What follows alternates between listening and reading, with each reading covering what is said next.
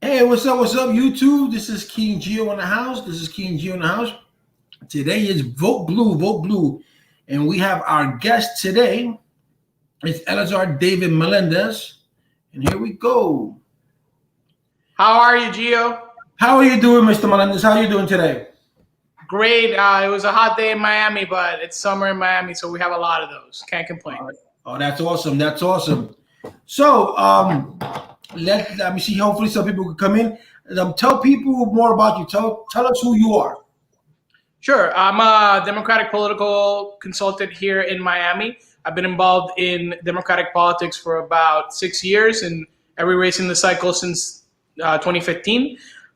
I was the deputy political director for Bill Nelson statewide in 2018. And then last year, I ran my own race for city commissioner. Came up a little short, but fought the good fight for progressive values here in Miami, which sometimes is kind of hard given the electorate that we have, specifically in the city. But moving forward and have been pushing now through a few independent expenditures to get democratic values and democratic candidates moving forward.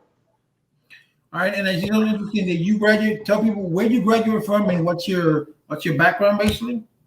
I'm Puerto Rican. I lived in New York after college and then moved to Miami. My family, I still have family in Puerto Rico, have family in North Carolina and the Bronx. So you know how we do. We're all over the place. Yeah. I know.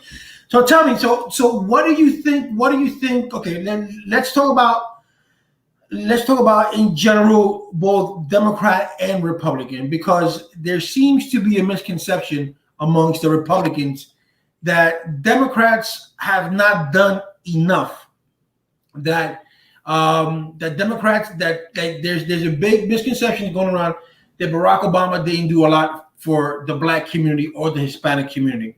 You're being from Miami, you're being living in Miami. Can you elaborate a little bit more on that? Because you're consulting from the Democratic Party, so you can let us know.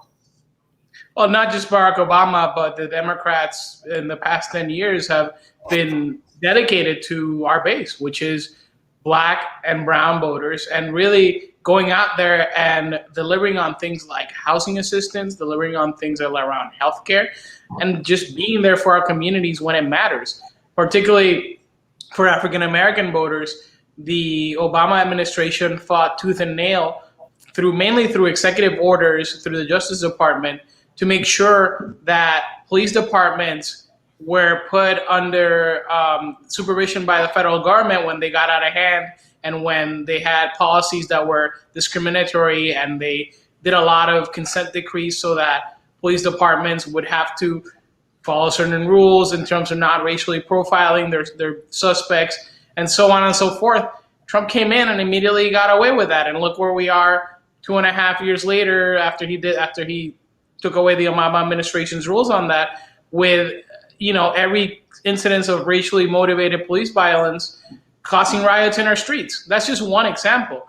Housing policy has been turned back by the Republicans and the President Trump in particular in a way that has really affected the ability of people to have affordable housing. One of Trump's big things that he is campaigning on is basically taking away any kind of public housing subsidy or any kind of public housing mandate in the suburbs, basically redlining America, saying that people that need housing aid should only live in inner city ghettos and shouldn't have the opportunity to live in suburbs or anywhere else that is not in a specific area that's designated by the Republicans. And that's just wrong and racist. And that's just the beginning. When you look at education funding, when you look at the way that discrimination is treated in our armed forces, you can go on and on and on, and you see, that what they're doing right now takes away 8 years of Obama's progress. I think that maybe people are saying, well, they didn't pass that many laws during Obama's term that were explicitly for the African American and Hispanic community, or they didn't go far enough in immigration, for example, or they went the wrong way in immigration. And that is a valid criticism in terms of the legislative action. But remember, Obama only had 2 years where he had a Congress that was Democrat. And then the Republicans came in and he tried to work with them. He tried to work with them to pass legislation that was bipartisan, and they said, no, we'd rather see you fail. We'd rather not have the country accomplish anything, especially in the Senate. Mitch McConnell basically said, our goal is not to pass legislation. Our goal is to, make Obama a one-term president and then humiliate him. And they just didn't work with him. So a lot of the action was through executive action, through the president's powers to doing that rather than lawmaking authority. And, that's why Trump has been able to roll it back, because an executive action can be a lot of people don't know, but most of the things that Donald Trump has done has been executive actions. There's very little law that he has come up with. Yeah, if you look at and that's interesting because in the days after Trump got elected, they had the House and they had the Senate, and Paul Ryan, the former Speaker of the House, got up and made a great speech about saying we're going to see the beginning of unified Republican leadership in Congress, and we're going to accomplish all these things. They did nothing. They did zero. They said for 8 years, they said that they were going to repeal and replace Obamacare. They voted 100 times when they were in the minority to repeal and replace Obamacare. When they actually had the chance to repeal and replace Obamacare with something, they didn't do it. They didn't get it done. It was a false promise. They said that they were going to do, job and infrastructure programs for the middle class to create that kind of economic boost. That still hasn't happened. That infrastructure would have been something that actually the Democrats would have worked with them. So they had actually bipartisan support to get something done. They couldn't do it. And so on and so forth. They have no real plan for immigration other than to basically call Hispanics racist names and say to their crew that they're going to build the wall. So they just don't really have a governing agenda. It's one of the criticisms that's done a lot, and I think this is one of the reasons that they lost the House in 2018, is that the Republicans govern as though they were still the minority party. It's all about inflaming their base with op-eds and tweets and these ideas. But when you're actually asking, like, okay, put together a law, put together something that is going to change and move the country forward, they just can't do it. Barack Obama and the Democrats had a unified government for 2 years, and they saved the country from the greatest economic disaster since the Great Depression up until the one that we're having now. And they passed Obamacare, expanding healthcare to literally millions of people. And they saved Detroit from basically being destroyed by having the auto industry go bankrupt. They passed, new standards in terms of gasoline and environmental standards, going back to stuff that had to be passed, and on and on and on and on. And they did it in 2 years, and then they lost the House, and then they had to do everything by executive mandate. So there is a big difference. I think the difference is something that's been there. I think it's more necessary to point out and more obvious now when we have 4 crises going on at the same time, which is like almost too hard to handle. Like you have this giant unemployment crisis. You have a public health crisis, which at least in places like Miami, you're still not supposed to go out really that much. And there's hundreds and hundreds of people dying every day here. It's really a public health crisis that remains, even if it's stemmed in some other parts of the country. And then you have literally racial riots going on. And that's what you can see on CNN every day. The one that is kind of the longer term was at least just as worrisome for me personally and for people down here in Miami who are going to be wiped out by it in the next 50 years is climate change.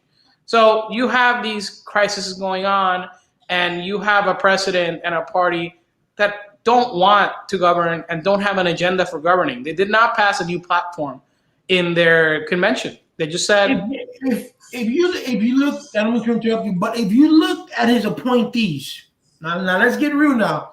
If you look at Donald Trump's appointees, most people that he's appointed, they're all rich. Oh yeah, absolutely. So how can okay? Here you have, I'll give you a prime example. Here you have Ben Carson, who he went against, right? He ran against Ben Carson, And then and to make the black community feel a little bit better, he puts Ben Carson as head of HUD. Now, mind you, Ben Carson is what? A neurosurgeon.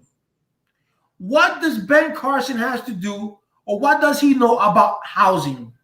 Nothing. So Right. if you was going to go into that route and you wanted to put an Afro-American there, then you should have put someone who knows about housing.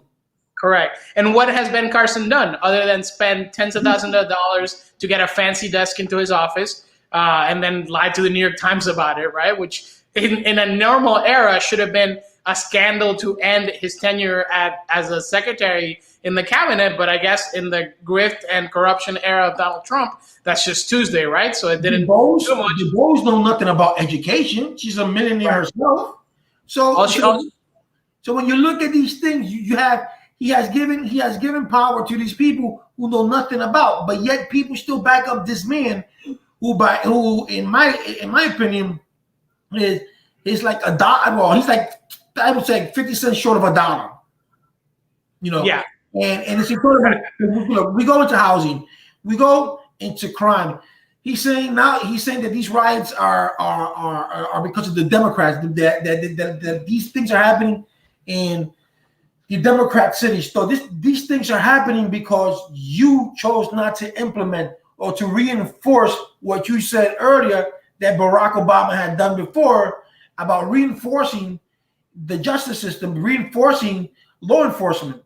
Because all it takes, all you have to do here is turn around and really turn the law upside down when it comes to recruiting officers, psychological, how you do the whole different things that we can't do that has not been done. And when this man says it comes from a Democratic city, no, it comes from him. Because everything from him. Yeah, and it's kind of absurd when he campaigns putting pictures of these riots at protest and protesters and counter protesters fighting with each other or throwing Molotov cocktails, and they say, this is Joe Biden's America. This is Trump's America. Trump is president. So, I don't know what the message is. Reelect me so that I can do the things that I'm not doing right now. It doesn't really make sense when you think about it for two seconds. I have a subscriber that asked, what are your thoughts on gun rights in our nation and what laws, rules will be in favor of? Sorry, that didn't come out right. Can you repeat that? One of my subscribers asked you that what are your thoughts in our nation and what are your gun rights? What are your thoughts on gun rights in our nation and what law rules would you be in favor of? In terms of gun rights, right. I think that right now that is an issue that is actually not being discussed as much right now. It was maybe 2 years ago. There's still obviously like a lot of people that care about it. Unfortunately, we only tend to talk about that when there's a massacre or when people are killed at a church or a movie theater or whatnot. Honestly, I think that both the Democrats and the Republicans have good proposals about it. This is actually someone that we can tackle in a bipartisan way. I do think that the extensive attachments to weapons that make them more like a weapon of war, that make it easier to shoot, 60, 90, 180 rounds a second, right? By just pressing the trigger, so it's almost like an automatic. Any kind of loophole that allows you to buy a weapon at a gun show without having to be going into the national database are just common sense things, right? You don't want a machine gun out there, and you don't want a psycho who didn't get a background check because he bought his gun at a gun show to have access to a weapon. And that's something that the Democrats have been pushing for. I also think the Republicans keep saying this is a mental health issue. Fine. Let's take them at their word and actually fund mental health. Actually be out there intervening when we have situations of people that are, deranged and are showing so, like the 17-year-old boy here in Parkland, Florida, that was, kicked off from his school, and there were multiple signs that the FBI was warned all these times, and yet he could go out and legally buy all these weapons at 17, and no one said a thing about it. So I think taking the Republican argument of like this is a mental health issue and actually addressing the mental health problem, and then taking the Democrat argument of common sense solutions around like background checks and attachments to weapons that make them weapons of war is a place to start. There are, a lot more things that you can do, especially the Democrats. Some Democrats will say, well, you should just ban AR-15 style rifles. Look, I wouldn't start there. I think that is something that, you got to see how these other changes work first. But there's just so much common sense that you can do to start with to just stop people from having access to these weapons. This is the only country in the world where these kind of shootings happen. The funny thing about the two funny things about this is that number one, our forefathers, when they wrote the Second Amendment, it wasn't to lead up to this what we have now, where everyone has a gun, where everyone has the right to have a gun. That's not what the Second Amendment was written for. That's what we are now. And the other thing is that it's funny when Donald Trump says that Biden wants to take away your Second Amendment right, and people follow that, and people just don't know that's not the way it works. It doesn't happen like that. That cannot happen. Yeah, it can't happen like that. I do think the world in 1789, when the Constitution was written, was very different. Most firearms at the time were front-loading muskets that you actually had to, right, put the ball in, put the powder. You could shoot like maybe twice a minute at tops. It was a completely different technology. And back then, the idea that you would have a militia that would stand up and be kind of, 50 guys with weapons that you could easily get would be at the same level as like a professional army was not that crazy, right? Now, militias are going to be at a huge different disadvantage to a multi-billion-dollar army, but, we still have the same thing. It's worth considering. I'm probably I'm less anti-gun than a lot of Democrats personally, and that's just a quirk of mine, because I do believe that, the ability to defend yourself right now when there's crazy counter-protesters with rifles in the streets is going to be important. I do believe in, like the Second Amendment is there, but I think that there's just things that don't make sense. Why should we have the ability to have, a 60-round extender that helps you fire at a rate of 180 bullets per minute, right? Why should that happen? And why should someone that doesn't go through a background check because they went to a gun show be able to get that? That just doesn't make any sense. Because the NRA is behind all of this, and right. The NRA, this has been going on for years, and it's funny because it's true. If you go to Europe, you don't see this. If you go to even Russia, you don't see this. And Germany has a very strong gun law, and you don't see these things. Only you see it here in America. But even countries where people do have guns, Yemen, like third world countries, like places in the Middle East and Africa where people do have access to AK-47s. You don't see it that way because they have access to AK-47s, not like modified M4 rifles that are shoot fully auto, right? It's just not the same way. Good. You gotta understand the American mentality. It's different from other countries. They want to have a badge. They want to be able to shoot. I can totally understand what you're saying when you're coming from when you say in the times that we're living now. Yes, everyone should have something that they can defend themselves, because you have to defend your home. You never know what's going to happen. Like you saw those riots. You have riots. You have people who are just mentally, not mentally there, and you go to your house, they try to burn your house down, they try to rob your house for no reason at all. So you have to have something to defend yourself. So that I agree with that there, but I don't agree with the part that you have to have a gun that shoots 60 bullets a minute or 200 bullets a minute. I don't think that's good anyway. When you're going from shooting an intruder in the night to like being able to recreate Call of Duty, there's a line, and it's an obvious line. Yeah, I know that I understand, but like I said before, it always goes back to the NRA. they have their narrative. They want to push their things there because if you come look at it, the NRA pays for the Republicans or anyone, I should say, for the campaign. You do me a favor, I'll put you in the campaign money, and we push this law. But yes, I'm for more stringent background checks, more stringent psychological tests. But I'm in concern, and that we're living in today is what's going on with the officers, what's going on with the pandemic, because this is a pandemic that we've never been through before, and yet we still have between 1,000 and 1,200 people dying per day, and we have a leader that all he has to do, now check this out, all he has to do is put on a mask or say put on a mask. That's all. Yeah, it's a complete lack of leadership, and it's kind of on purpose, because again, it goes back to what. And I'm not, if you have any Republican listeners, are going to see, oh, this guy's just likes bashing the Republicans. No, I wish that they were better. I wish that they were actually sticking to conservative policies that I could have an intellectual debate about. But right now they don't. They refused to pass a platform last week at their convention. Their platform was, we will support whatever our dear leader Trump does, and the media is mean, and the Democrats are bad. That was their platform. And if that's not if you look at the Republican convention, it was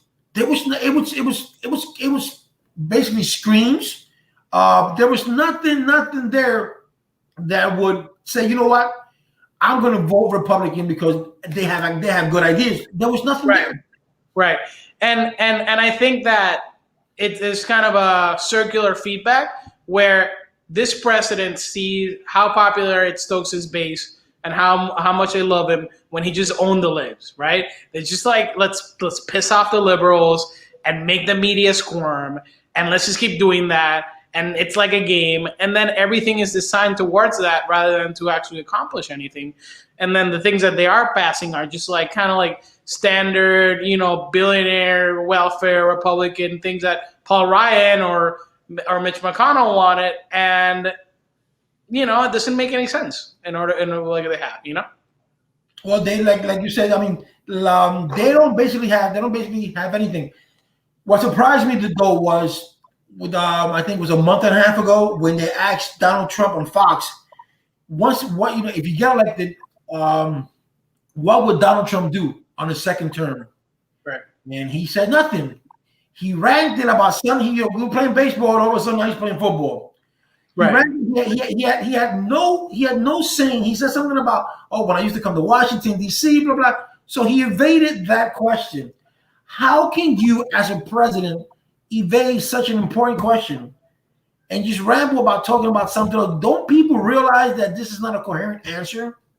Well, this is something that I think. I grew up in Puerto Rico, and I was, politically engaged down there. I was a kid that would, see the campaign rallies, and I cared about that stuff. When I was 17 years old, I interned in the House of Representatives in Puerto Rico, so I was kind of into politics from a pretty young age.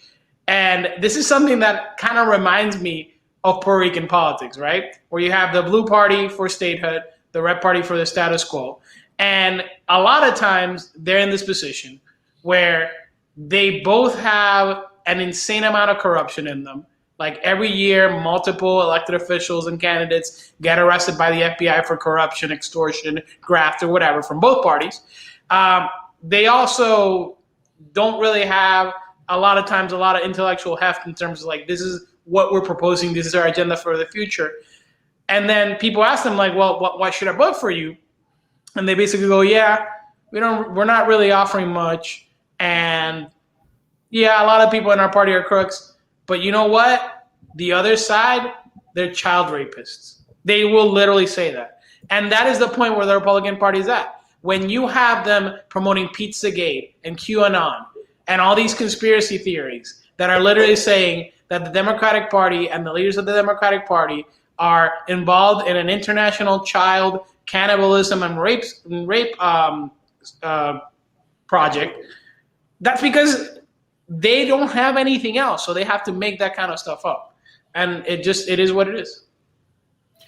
I investigated on both the pizza thing, the Karen, and that's just all of it is just a farce. It's crazy. It's more towards to throw everything towards Trump and throw everything on the Democrats because it's you have to think. Come on, all right, Eleazar, think about it this way. They said this is their thinking.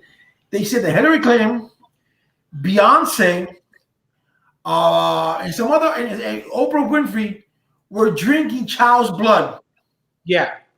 Um, just think about that. They say that Bill Clinton and Barack Obama is into child trafficking.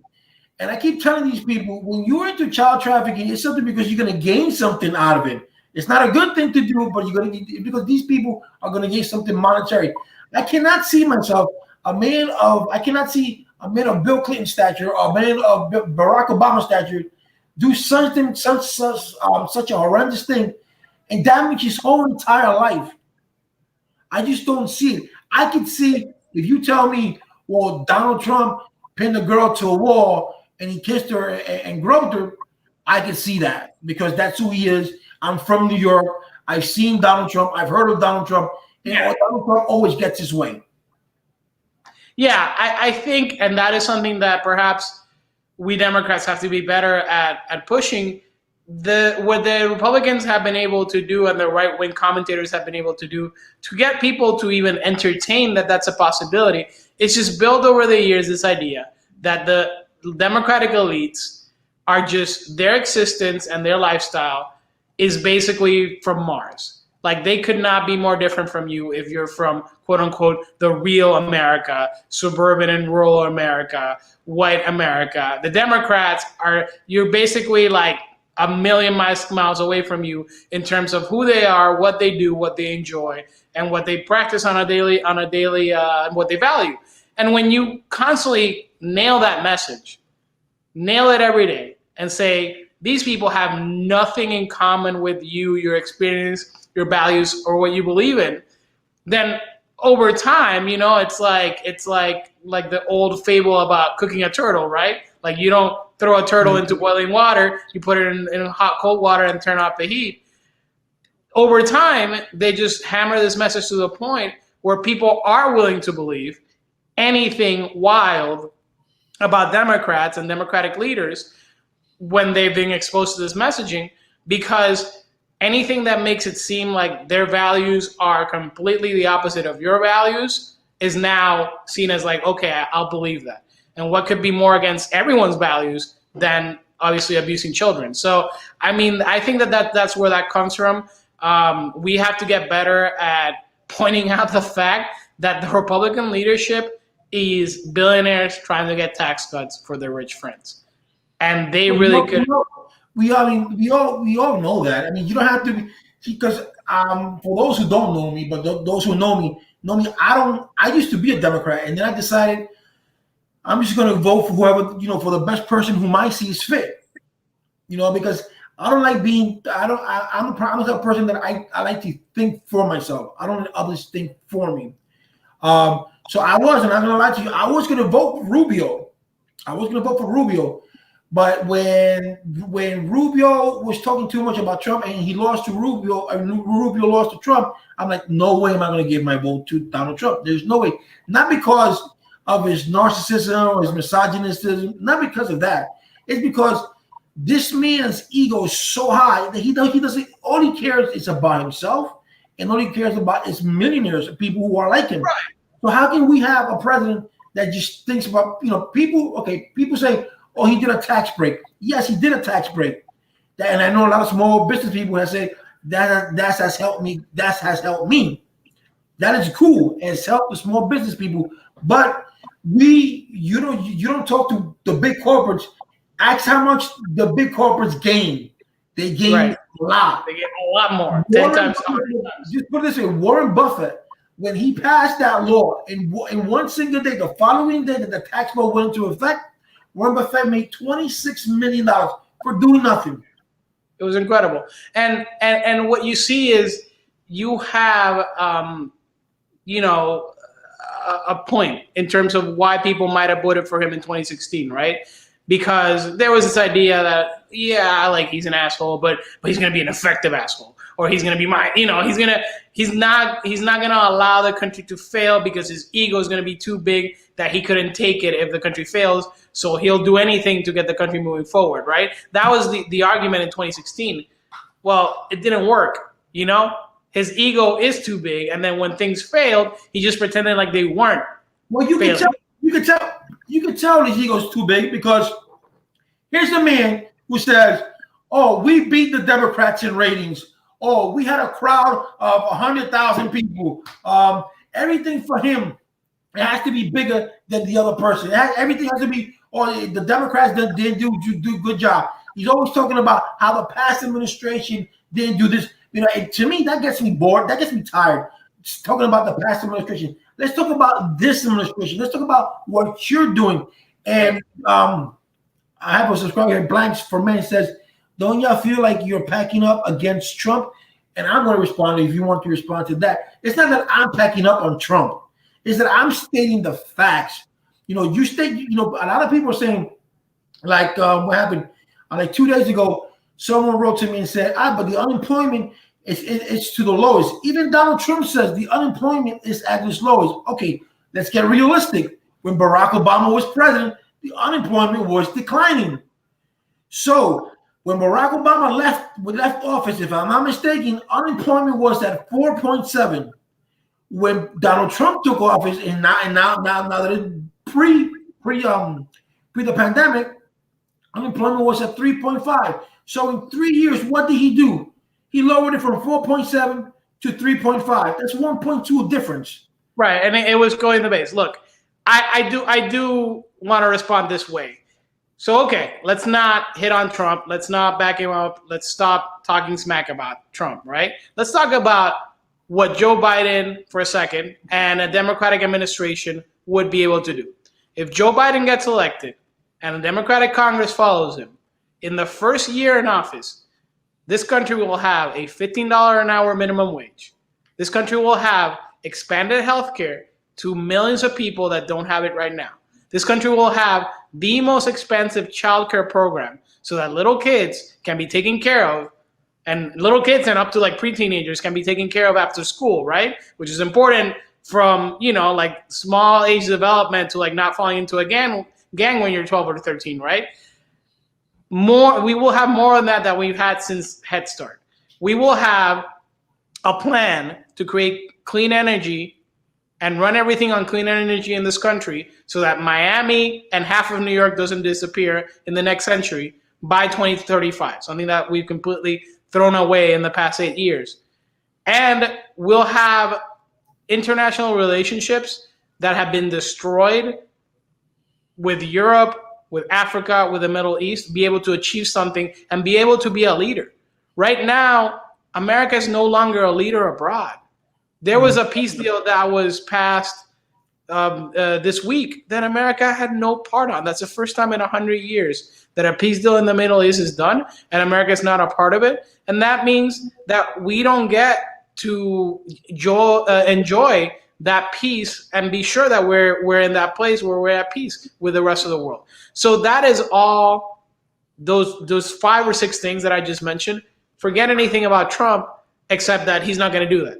And a Democratic administration with Joe Biden will, and that's the reason to go for it. I mean, it will be, I do think there is a lot of kind of like people putting out memes and being like, oh my God, like this guy stresses me out and I can't handle it. And, at least with Joe, I'll be able to sleep at night. And yeah, that's part of it. But more than it is like, there will be real changes for working people. There will be real change, especially for working women. We'll be able to have the ability, all these things that they don't have right now. When Barack was in office, he did a lot for the working women. Equal pay, child, when she got pregnant, the leave of absence when she could do it. Even for men, I think men has 5 days or something to that extent. That if your wife gets pregnant, you can take that the paternity leave for men, and that was done by Barack Obama. So I in my years of following politics, and I was born in '71, and I saw Ronald Reagan. I saw Bill Clinton. I saw George Bush, and I saw how each and every one of them. When I see Republicans, there's not much there that they have truly done for America. In my 49, I'm going to be 49. In my 48 years as a human being living on Earth, I have not seen that much progress with the Republicans. Now we go back. And we go back to Bill Clinton. When Bill Clinton was president, he left this country on a surplus. Came George Bush, he took it down. All right. Then came Barack Obama, and Barack Obama had it on a recession, and he had to do what he had to do. He had to bail out the auto industry because that's where most people were doing. That's where the money was coming from. And so you didn't want to lose that, you know. So he saved that. The only company that didn't do the bailout was Ford, but he bailed everybody out. Everybody did pay back. So the recession, it took him more than 4 years, but it was something that he brought down. And a lot of people don't see that. A lot of people don't see that. You know, this man took this country from a recession. From a party, or not party. It was a country that had a surplus when when Clinton was there, to a country where the Bushes destroyed it with everything that they did, with the 9/11, with everything. It was just disastrous. And when you have Barack Obama, who takes over and did the best that he could in 8 years, the people don't seem to think that. And if people was to analyze and look and fact check, they will see that Barack Obama's last 3 years are better than Donald Trump's first 3 years. Right. And I do think, you know, people will point out that Barack was imperfect. No one's perfect, right? And everyone made mistakes. And the situation that he came in when the world was literally on fire and the economy was falling apart, and you know, it's not something you can paint or expect. It's people lost their homes because of it. Yeah, it's something that you have to deal with. You know, I do think he did the best that he could within the circumstances. There were things that could have been done better, no doubt. For example, one of the things that really could have been improved on from that response was how people that were foreclosed on were dealt with, right? Because a lot of people were foreclosed on and they were allowed to lose their homes, and then the banks were bailed out anyway, instead of telling to the banks, hey, since we're bailing you out, why didn't you cut some slack to these people that are being foreclosed on, right? So, for example, that's something that could have been done better. True. But I do think that if we had the situation now and we had the Democrats in power, we would do it better. We would have the interests of working people at mind. We would have the interests of real people in mind. Whereas what you're seeing with the Republicans, for example, with unemployment over 10%, they said, oh yeah, we were giving people $600 extra for a few months, but now we're just going to cut it, even though things haven't really improved that much. Because like their actual explanation is, we want to force people to take whatever job they can, even if it's just a few hours and doesn't pay well or is unsafe, right? That is literally why they cut the unemployment help. And that's insane. And that is not a way to say that you care about people if you're forcing them to do that, you know? Well, it's incredible. It's a shame that to this day, they still haven't even come up with a stimulus package to help those who lost the $600, those who still can gain, because the people got to understand that some people, or the majority of these people that lost their jobs, they won't get that job back because that job no longer exists. Right. So and let me tell you, get people back to work. And it has been very racial, because the industries that have been hurt the most, tourism, hospitality, even to a degree, kind of counterintuitively, but medicine has been hurt, even though you think, well, there's a pandemic, so there'd be a lot of jobs, but it has been hurt because kind of elective medicine has gone down, and that's where a lot of the jobs are, right? So, but hospitality, elective medicine, tourism, restaurants, food services, all those jobs disproportionately have Black and especially Latinos working in them. So the job losses have been done on the back of Latinos and Latinas and Black men and Black women more than anything. And I think that's part of the reason why we're also having racial strife in this country, because, you know, people have been getting shot at by police for forever, and videos have been coming out with everyone having a cell phone, camera on the cell phone now for a few years. But now you take that, and you also take the fact that, maybe like 1 out of 5 people that if you're in a Hispanic community has lost their job in the past 3 months, and they're doing nothing about it. Of course you're gonna freaking lose it. I mean, it's a sad state of affairs, and something that we need to do better at. Oh yes, we have to do. There's a whole lot of things that we have to do better. One of the things that I think that both parties should be doing, that should have been done a long time ago, both parties, is that we have to come down to an agreement on immigration. I believe that immigration is a stepping point to a better tomorrow.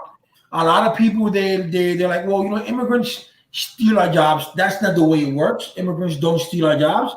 If you want to look at it that way, that's okay. But if you look at it in the aspect of who are giving these immigrants the jobs, is the way I see it, get mad at them because they're the one that's giving the immigrants a job. If you look at it, but they're not stealing jobs. They're just taking jobs that most people don't want to do.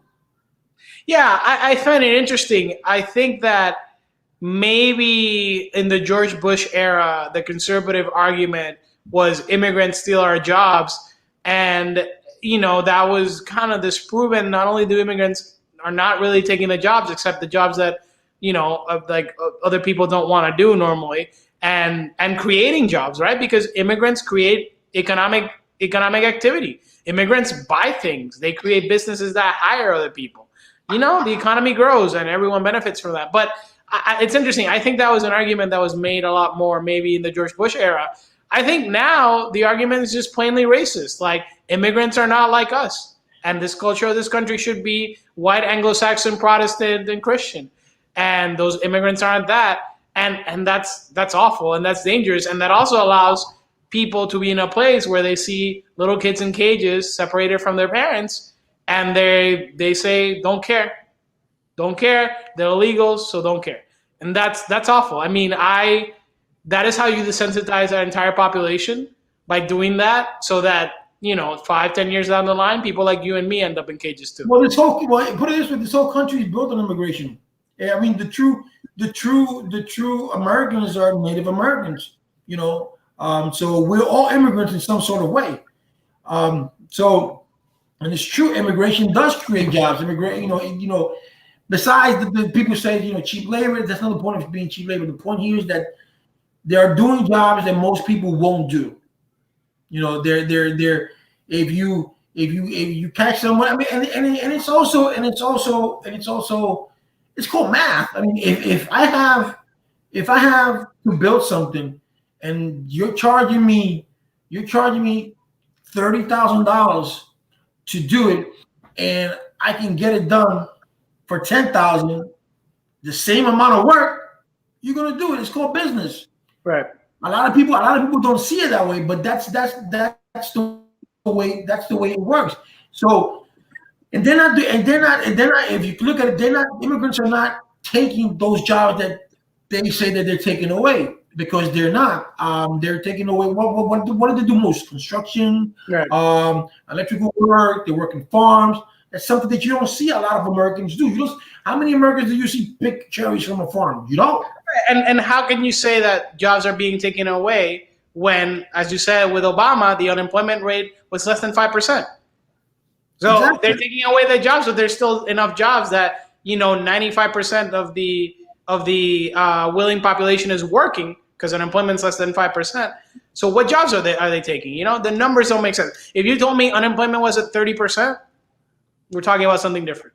But when unemployment's at 5%, what jobs are they taking? The jobs that other people don't want to do, right? So I mean, I think it's a disingenuous argument, and I think that's why I see it less and less. I heard it more during the George Bush years. Now I just hear straight up racism, straight up people saying America is a country of people that should speak English as their first language and be Protestant and be white, and these people are just a different culture, and that is just not true.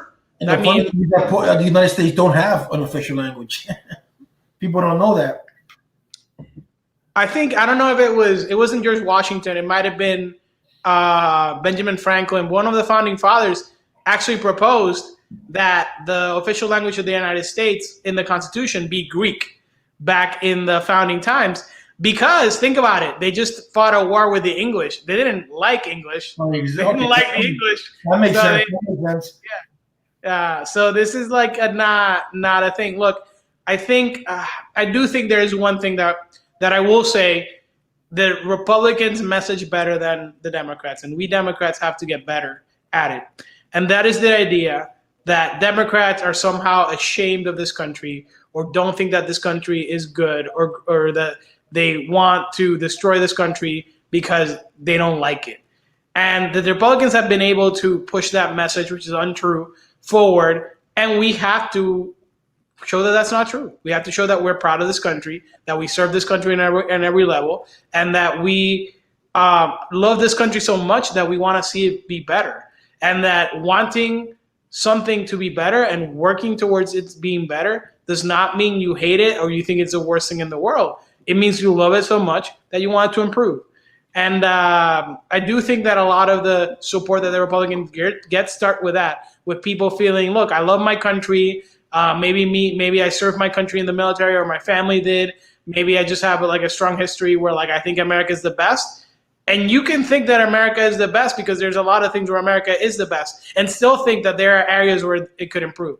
And it doesn't make you a hypocrite or a bad person. Me personally. Me personally, I believe there are a lot of things that we could improve. Absolutely. Both Democrat and Republican. The one thing that I can give a Republican, and that's something that I've always said, is that we have to be more aggressive into pushing people out of welfare and pushing them into workfare. And the reason that I say this is because we have Bill de Blasio in New York, who's a horrible mayor, but we have Bill de Blasio in New York, who wants to give everybody a free pass. Okay, you want to have housing, we give you housing. You want to have this, you want to have that, and that's not the way you bring people out of poverty. And the reason that I say this is because I lived in a shelter and I lived in housing when I came back from Puerto Rico, and I can tell you that giving people free housing, giving people free stuff, that's not the way to go. If you go into New York public housing, the majority nowadays is young Black females or young Hispanic girls with 2 or 3 kids. So they give them no incentive. They say, okay, you don't have to pay light, you don't have to pay water, because you don't pay that with NYCHA. You just stay there. Instead of taking these young women, these young men, and give them an incentive and say, you know what, we're going to help you. Let's get you your GED. Let's get you a vocation. Let's transition you from here. Let's transition you to here. Meaning that you can stay in the projects for a while. Let us teach you the ropes. Give you that quality and education that you need. Whether you want to be a hairstylist, you want to be a barber, mechanic, whatever it is. Let's focus on what it is that you like, and then get you out from renting or whatever it is. Will get you to owning or to whatever it is that you want. But you leave the projects and you make something out of yourself. Nowadays in New York, that's not happening. Everything is given. And that's the one thing that I can say about Republicans, that they want people to work instead of things being given to them. And I think that particularly, there's a lot there. So let's start with this. Particularly Joe Biden, right, who is the head of the Democratic Party. And I want to make that very clear because the Republicans keep saying that the head of the Democratic is Alexandria Ocasio-Cortez and Rashida Tlaib and the squad, where it's not true. I mean, nothing against Congresswoman Ocasio-Cortez. I don't agree with her in a lot of things, but she is a Puerto Rican like me, so I feel proud of her no matter what. But I don't agree with her policies in a lot of things. But she is not the head of the Democratic Party. Bernie's not the head of the Democratic Party. He lost. He actually got lost badly in the primary, right? Like Joe Biden is the head of the Democratic Party. And one of the things that Joe Biden likes to say constantly is that a job is more than a check.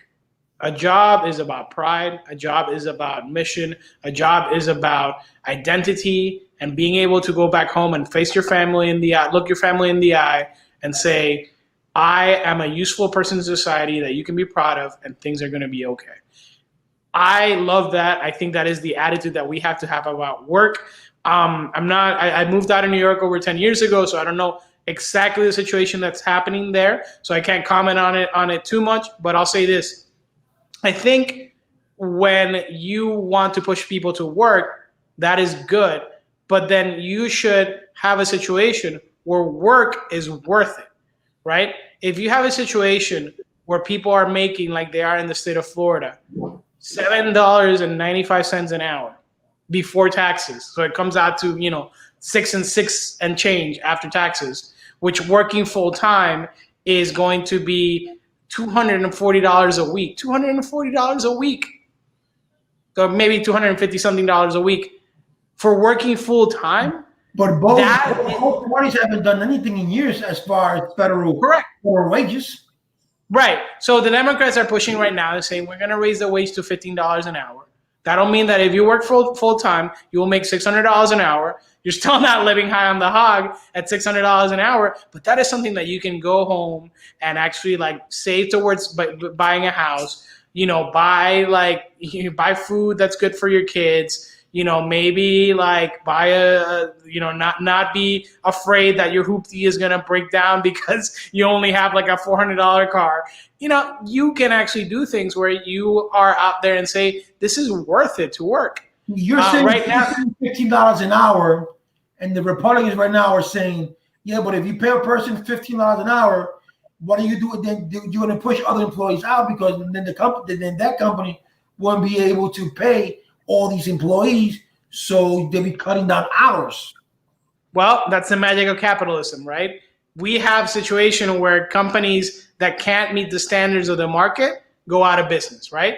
And that's always been the case. In the 1850s and 1880s, it was, if we don't let these companies use child labor to pick coal out of the mines and, sew buttons, they're going to go out of business, and how are they going to operate? And then it was, if we put environmental standards on these companies and don't allow them to just dump their sewage onto the rivers, they'll go out of business. And then they said, if we force them to pay a minimum wage or force them not to have workers handle, radioactive waste or dangerous materials with their bare hands, they're going to go out of business. The same argument has been made every time. At every time, companies adapted and things got better. And by the way, how do you say that with every other country in the world that has a high minimum wage? In Germany, the minimum wage for not only, I believe it's almost $30 an hour compared to the change rate and all that for a regular job. And when you're training on the job, it's $22 an hour.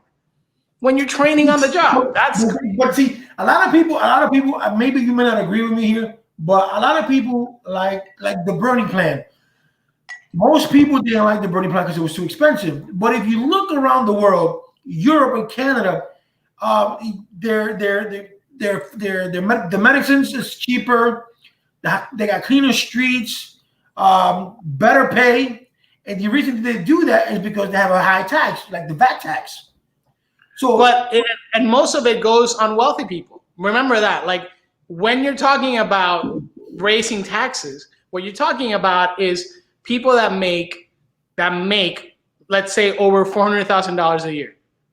When you make over $400,000 a year, if I raise your taxes a couple $1,000s, I don't think you're gonna be bleeding. I don't think that's gonna be too bad for you. I mean, it's not your taxes on you who are making $60,000, $80,000, $100,000, even if you're making $350,000 a year, which is quite a big check, your taxes are not gonna go up. We're talking about people that are making $400,000 a year, almost $500,000 a year. I mean, if you are one of those people and you don't want to pay taxes, I'm sorry, but we're not you have enough to live your life nicely, and you probably are able to do that because of the combined efforts of everyone, including the efforts to provide you with security and safety in your home. So look, me personally. If I'm making, like you said in Germany, $30 an hour, if I'm making $30 an hour and 20% of my taxes are going, they're taking away 20% of my taxes. They're taking away 20% on taxes, and I got healthcare for all. Education is free. The streets are clean. Crime is low. Then I don't mind paying that. That's the price you pay. But a lot of people don't see it that way. Oh, I don't want my taxes to be raised. I don't want this to be raised. And a lot of people don't understand that Germany can give you free education. Italy can give you free education, and the only reason they can do that is because they have a high tax. The VAT tax. And even then, your taxes are probably not going to be raised if you make less than $400,000, which is most people, right? Other people's taxes, rich people's taxes are going to be raised. So your taxes are not going to be raised, and you're going to have cleaner streets, free college, better healthcare and childcare. I mean, your life is going to get immeasurably better. You're actually going to be able to take a vacation, right? In all these countries that we're talking about, people go on vacation for like working people that work in factories and like work at CVS or whatever and McDonald's. They go on vacation 2 and 3 weeks of the year and travel. You think that anyone? In the Netherlands, if I'm not mistaken, in McDonald's alone, a starting job is $40,000 a year. Yeah. Show me a person that works here at McDonald's that is able to not just travel but take a day off without, from their second or third job. They can't because the pay is so low. And basically, by keeping what we have right now, what you're saying is, if you support the system that we have right now without any changes, you're saying, I believe that if you're a burger flipper, that you should suffer, that you should, no matter how hard you work, still live in poverty, that your children should not have the same opportunities as everyone else, and I just don't care about you. And look, I don't believe that. I don't think most working people do. Well, that is true. I mean, we want to be able to, I see it that I want to be able to have people to work in whatever it is that they like to do. I mean, my kids work at McDonald's, and I tell them, you know what, it's not the best job in the world, but it's something that you can put, you're landing your foot on, right? But I do believe that I do believe that companies like McDonald's should be able to pay their employees what they deserve, because it's not easy standing up 8 hours a day, flipping burgers for $7.25, $8 an hour, $9 an hour, and you're making billions and billions of dollars. Right. And that's the thing. You're not saying that, that this is people that are not producing and contributing anything to society. McDonald's is making billions and billions of dollars that are just going to shareholders instead of their employees, right? So if you told me, that the burger flipper has no worth because their economic input into society is not big, that is not true. It's just that they're not getting it. The shareholders and the owners are, right? So I mean, that is just something that when you think about it that way, you can say, and I get it. Look, the people, it's funny. When I was running for office last year, I campaigned on one of the things that I pushed was that I would push the city of Miami to really fight the state of Florida to allow us to do a local minimum wage of $15 an hour. And some people that I met on the campaign trail did not like that. They opposed it. And the people that opposed it the most were actually a group of nurses that were making $17 or $18 an hour. And they were saying, I went to nursing school, I worked my behind off, took night school, worked 2 jobs to go through nursing school. My job is hard. My job is complicated. My job requires an education. And you're going to take someone that's uneducated and didn't work as hard or didn't get educated as me and give them like $15 an hour, and I'm just making a few more dollars than that. Hold on, let me finish. When people told me that, I would tell them every time the minimum wage has been raised, it goes up the scale. So the people that were making 18, now there's economic pressure, they start making 22 and 25 because of that same thing that you're talking about. So it is good for everyone, not just for the people at the bottom. That is very true. But what this nurse doesn't also see is that she doesn't see behind the scene of a McDonald's worker. We got to hear a blank from man says this LOL at McDonald's is an entry-level job, not a career job. That may be fine, but nevertheless, it's a job. It's a job. It's a job that puts money in people's pocket. It's a job that pays your rent. It's a job that pays your cars. It's a job that pays your child support or your child care. But the thing here is that nurse doesn't see behind the scene of what that McDonald's worker has to do. That McDonald's worker has to stand there for 8 hours a day, whether it's flipping burgers on the window, doing this. While he may consider that an entry-level job, that job is hard. It's a hard job. Absolutely. You have to stand up. You have to take people's crap, actually, to be honest with you. Some people have a bad attitude. And for Absolutely. what?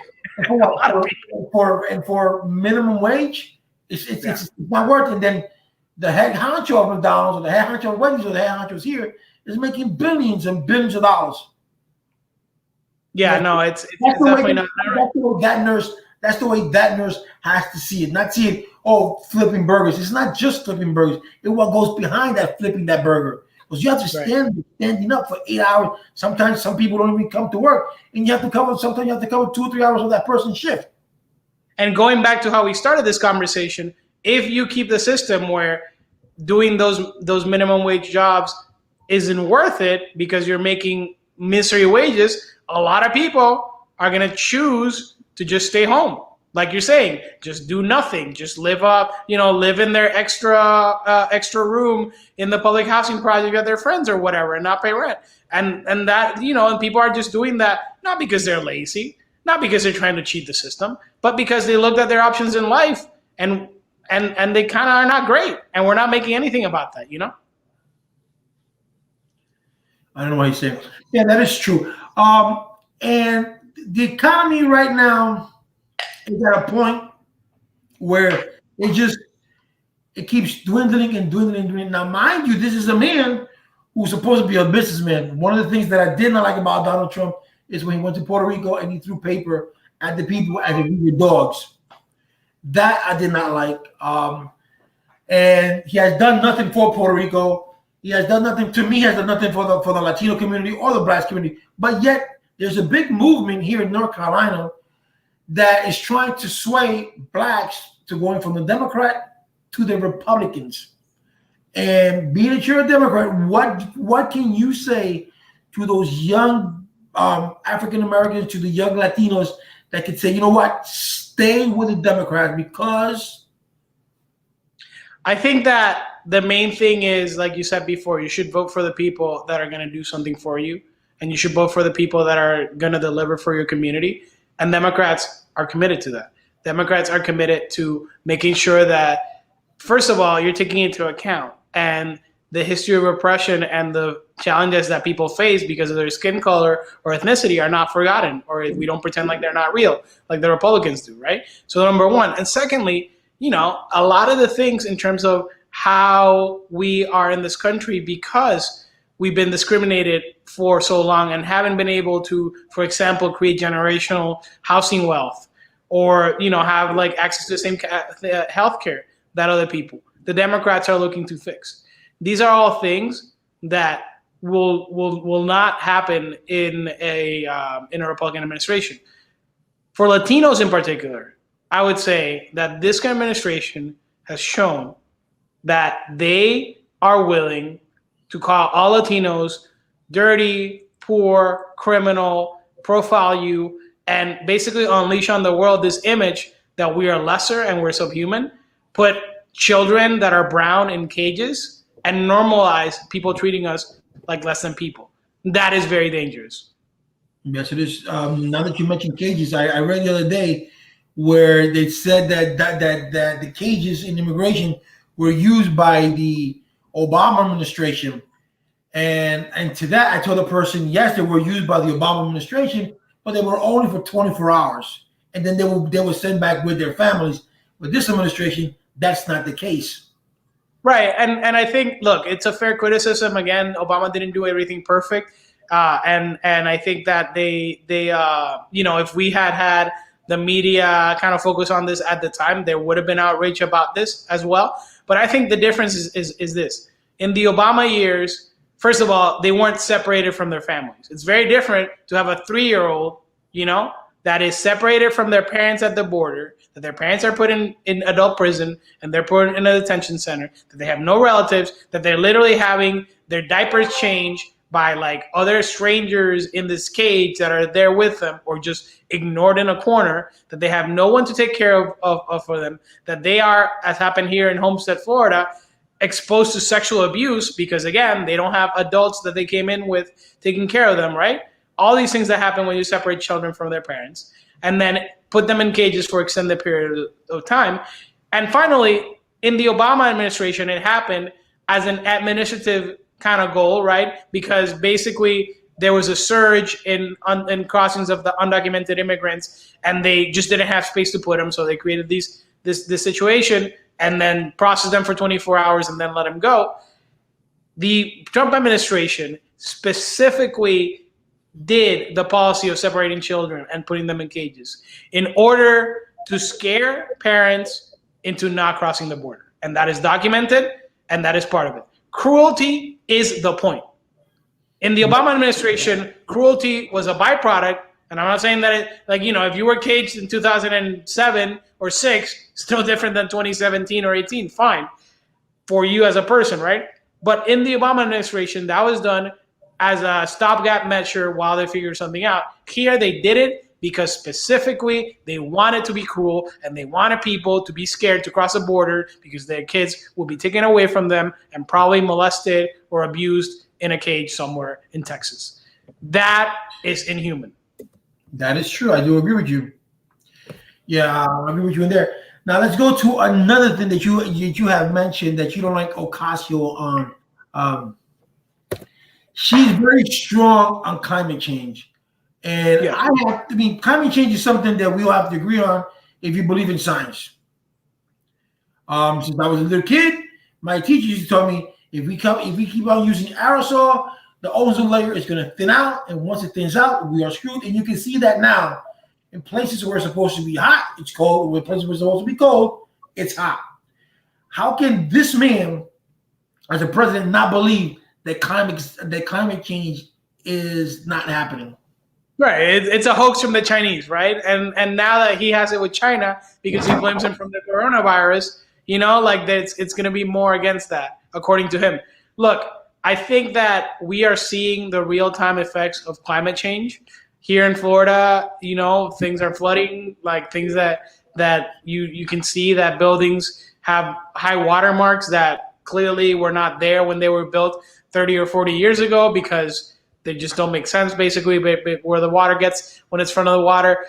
You're seeing significantly more powerful hurricanes. The water in the Atlantic gets hotter because the planet is hotter. Therefore, that causes more powerful hurricanes. It's simple. A 5-year-old can understand that. That is what's causing storms like what just happened in the Gulf, right? That it came from nothing, from being a tropical depression to being a Category 4 storm in a few hours. That did not happen. You can nuke it if you want. Right, we're gonna nuke the hurricane, right? This is stuff that is affecting real life. We had Zika a few years ago here in Miami.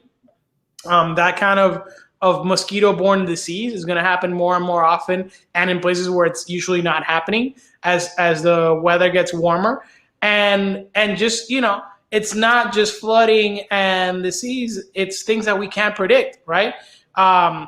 The patterns of migration of certain animals completely change, and therefore you have hunger in many countries, right?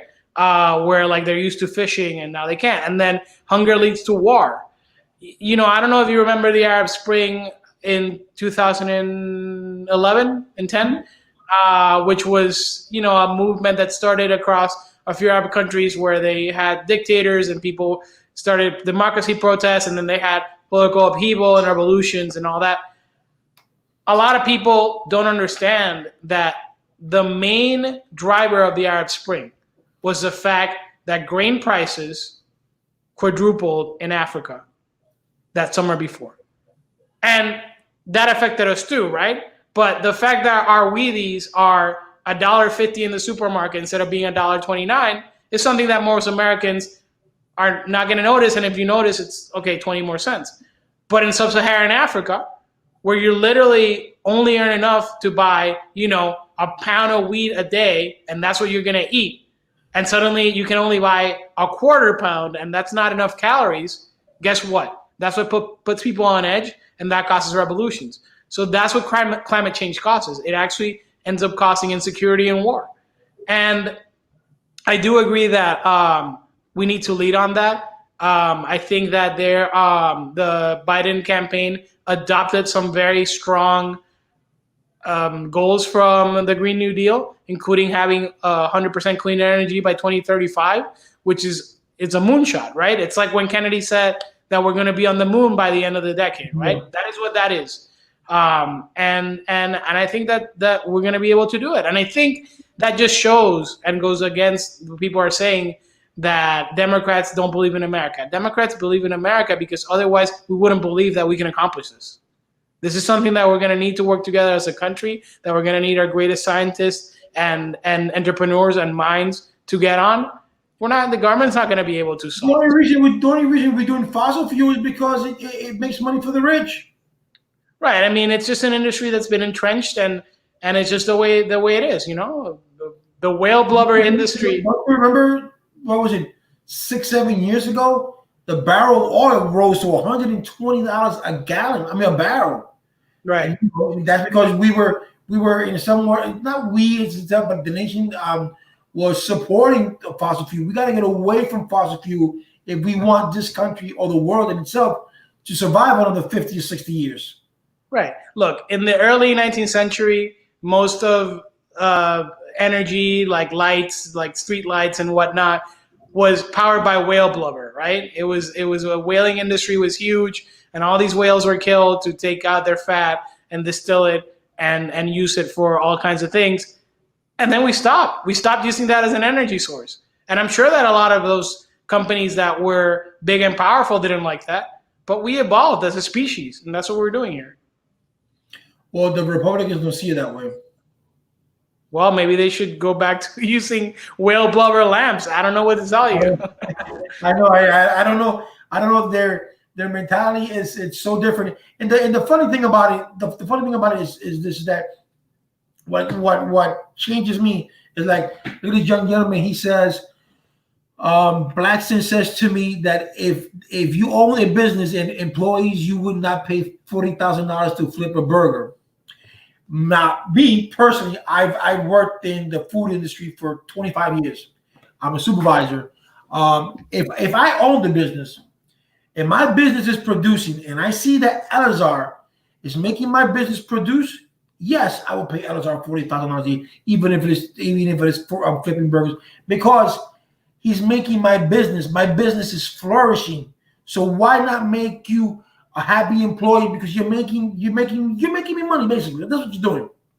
Not only that, I mean, look, if you were forced as an owner of a burger stand to pay more money, and remember, it's not just you, everyone is forced to pay more money, right? Every single restaurant is now forced to pay their employees more money. What happens? The restaurant owner goes to their landlord and says, and every restaurant owner in the city goes to their landlord and says, look, man, I have to pay you less next year. I'm going to pay you 30, 25% less in rent because now I'm paying that to my employees, and I need to, break even. Otherwise, it's not worth it, and I'm just going to give you back the keys.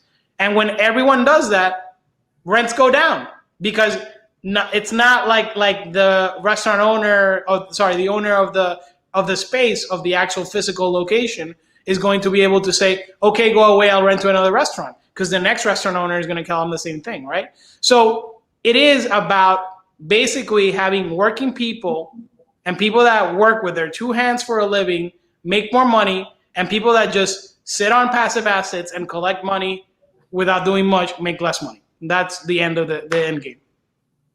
Oh, that is true. But a lot of people don't see that way. And also, then that landlord would have to wait to attempt to move in, and that's not easy to do.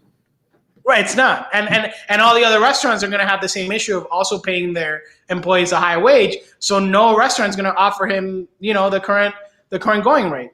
So I mean, it is something that, again, it's about working people taking power for themselves and saying, we deserve a better life than this. And by the way, we had it. The minimum wage in the 50s was closer to $18 or $20. So that's what burger flippers made in the 50s. So why can't we have it now? I remember when I was growing up, minimum wage was $3.35 an hour. $3.35. I was maybe $5.15 when I started working, but I'm a little younger than you. I worked at $3.35 an hour. I worked at $5.15 an hour, and I worked at $7.25 an hour. And to me, all those, I took it with pride because it was money in my pocket. And a lot of people can't survive on that because we live in a society where housing is expensive. Jobs are not paying what they're supposed to be paying. So people got to take 2-3 extra jobs, and that's where I want to lead to. Also, is that we have to find those people who are working 2 or 3 hours, 2 or 3 jobs, to have them work one job that pays them enough for them to pay everything. Because you do have a family, you have to want to spend time with your kids, you want to spend time with your husband, and the things that you want to do. But because of the economy, the way things are being made, the cost of living is too expensive. It is, and it's just not worth it. Sometimes it's not worth it for people to work at that level. So you got to go back to that always. You go to Miami. I'm assuming that Miami's expensive like crazy. I remember when Miami was expensive. New York, San Francisco, a room like this costs you like $1,200. Who's going to live on that? Yeah. So we have to boost the economy. We have to find a way, because one thing I wanted to ask you earlier on, and this is going to the pharmaceuticals. Why is it that here in America, a pill can cost you $1,000, but when you cross the border and you go to Canada, it costs you $2,000? Look, our system is controlled by giant corporations and their lobbyists. That's basically it. Basically, so many problems in America just go back to someone's making a lot of money out of it. And the reality is, as a country, we need to face down the politicians that allow the decisions to be taken because of their lobbyists and campaign donors, who are normally very wealthy people, and tell them what they want.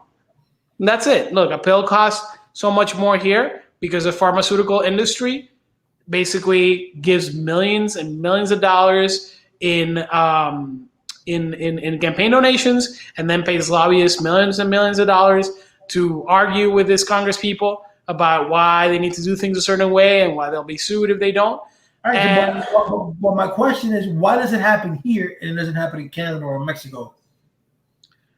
Because their governments are not as controlled by the pharmaceutical industry. Simple.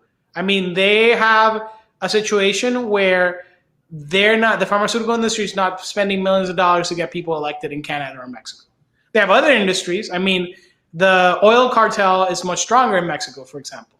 So there's kind of weird things that happen with gas stations in Mexico that don't happen here in the United States, right? That don't benefit consumers because the oil cartel controls the Mexican politicians, right? In a stronger way even than in the United States.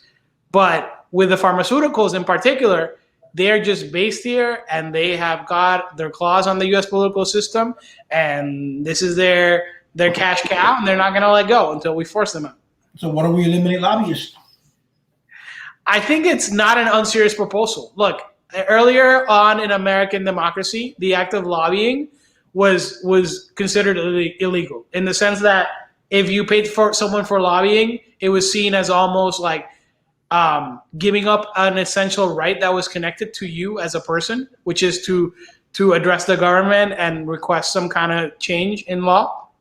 It was almost seen as though you were paying someone to vote on your behalf, which is illegal. Because it's like, well, the same way that you can't do that, you shouldn't be able to pay someone to go talk to a elected representative on your behalf. And it was seen as very corrupt. And then it just stopped, because essentially lawyers could make a lot of money out of it. And a lot of elected officials are lawyers or have friends that were lawyers, and they were slowly convinced that it wasn't so bad after all. And that's a thing that has evolved, but that's not such a crazy proposal. That is what it used to be 100 and something years ago. If I'm not mistaken, I think if those one of the things that Barack Obama was going to do when he was in office was eliminate lobbying. They push real hard to what would be known today as drain the swamp, right? So one of the things that they really push hard against is this thing called the revolving door between government and lobbyists, which basically means that if you work at certain places, like if you work at the EPA, at the Environmental Protection Agency, or you work at the Treasury Department overseeing bank regulation, you can almost certainly know that you can leave that job in a year or two and go make 3 times as much money working for one of the companies that you're supposed to be regulating. So if you're like an environmental regulator that's trying to keep oil companies honest and keep them from polluting, you know that almost certainly if you do that for 2 years and you can then leave the EPA where you were making like, I don't know, $60,000, $70,000 and make $200,000 working for the oil companies, guess what? You're going to be way nice to the oil companies while you're the regulator, right? Because you want to set yourself up for that job. You don't want them to be mad at you that, oh, you made us spend all that money cleaning up our mess, so no, we're not going to hire you now.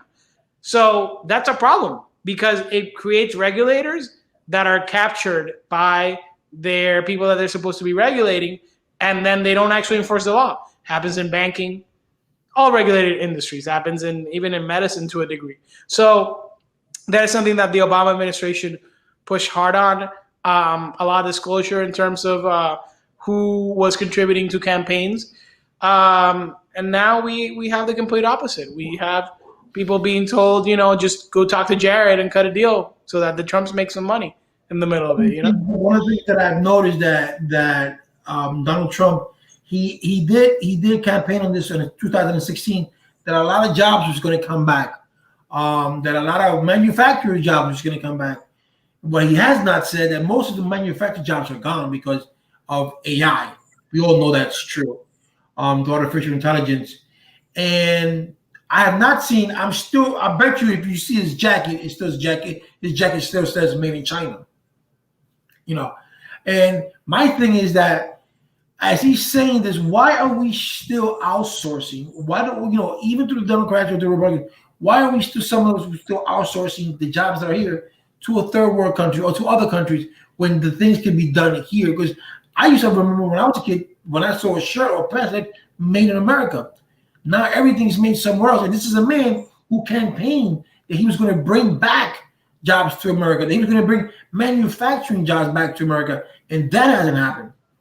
That hasn't happened at all. And in fact, the things that we had been doing before, including, feeding the world and, having an export agricultural landscape, has been affected negatively by the China tariffs and stuff like that, right?